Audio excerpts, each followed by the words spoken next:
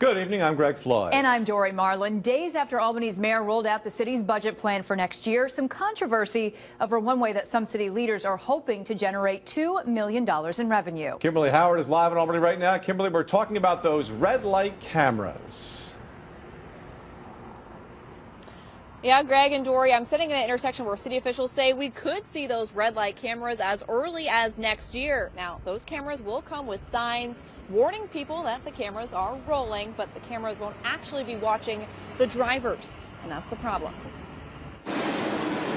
I watched 9 cars in about 10 minutes run through solid red lights. Councilmember Leah Golby is fed up with people blowing through red lights in Albany. That's why she's sponsoring legislation to have red light cameras installed at up to 20 intersections across the city. They should be intersections where there's a history of T-bone crashes. It's all about safety, advocates of the proposed law say, and it's also expected to generate $2 million a year for a city in a budget crunch. With this budget, we really faced significant challenges. Mayor Kathy Sheehan factored the red light camera revenue into her 2015 budget proposal, even though it hasn't passed the Common Council.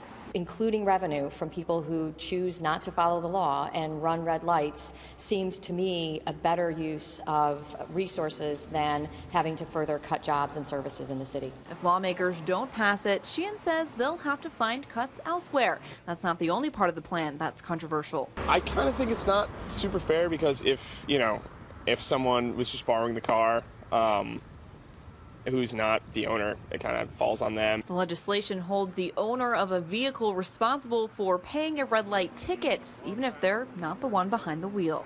The fact that it doesn't track down the actual person who's committing the crime, and the license plate just goes back to the owner of the car. It could be two completely different people. There absolutely is an opportunity to be heard and to protest a ticket, and and I think that it will be done in a very reasonable manner.